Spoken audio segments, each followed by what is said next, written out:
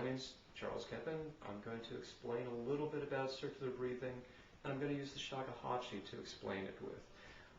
Circular breathing is something that's done on didgeridoo a lot, Balinese suling, which is also in the flute family, but I find that it's pretty easy to do on shakuhachi also.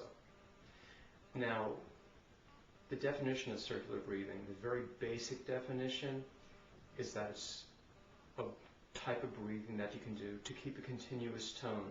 That means a tone that keeps going with no breaks in it. Now, that might seem like it's a little bit of magic going on, that you have to inhale and exhale at the same time, but it's not magic. There's a little trick to it.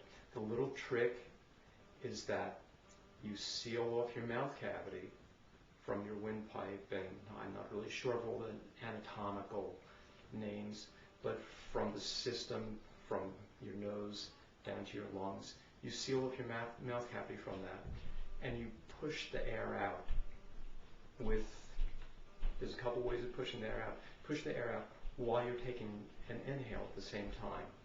And it gives the illusion or the effect that you're continuously exhaling, even though you're taking inhales, quick inhales at the same time. Now, as far as pushing the air out during circular breathing, with didgeridoo and suling, it's common to puff out the cheeks and use the cheeks as a bellows. Now, with shakuhachi, I find that to be difficult to do. And just from the nature of the shakuhachi, to puff your cheeks makes it difficult with embouchure. And so what I do is that I pronounce, like, it's not really pronouncing, but it's putting my tongue in a position like if I was going to pronounce a very guttural kind of K sound. If it was just a K sound, that would be fine for if you were going to puff out your cheeks and push the air out.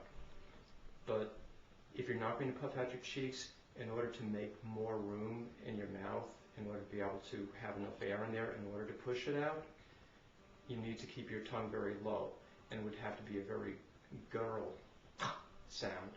And so from there, what I do is that I don't actually pronounce the sound, I don't let any air go past, and I'll push my tongue up. The middle of my tongue. The back of the tongue stays in that position. The tip of the tongue stays kind of down, and that's in an effort not to occlude the airflow out of the mouth. And so it ends up looking like a, and I can show you that there's like a fair amount of air. You might notice there's a little bit of movement going on down there. And that movement is my tongue pushing up in the middle. Now, that's enough air to get a sound out of the shakuhachi.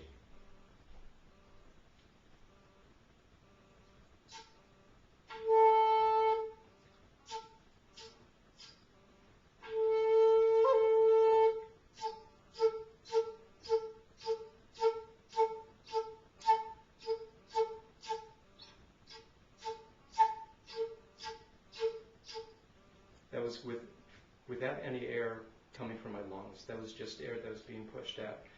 Now, that's not very musical, and it's not circular breathing either, because it wasn't a continuous tone.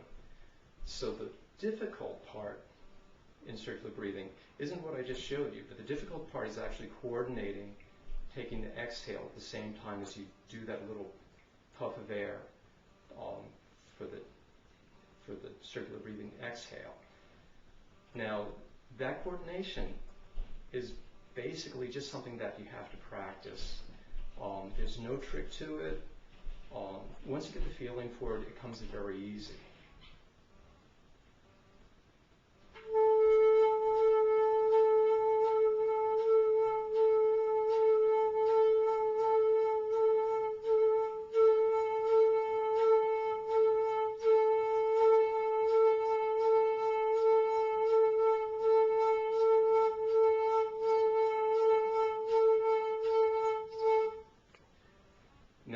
that wasn't very musical, I can keep that up really indefinitely.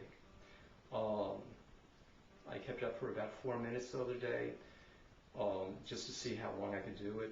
My mouth started filling with saliva, my lips started fatiguing a little bit, but I could have went a little bit further than 4 minutes. But in theory, you could actually like do that completely indefinitely. But what's more musical and what I like to do is to take even a little bit more of a breath during the circular breathing part, or during that little puff of air, and just to keep phrases going a little bit longer than they normally would if I wasn't doing circular breathing.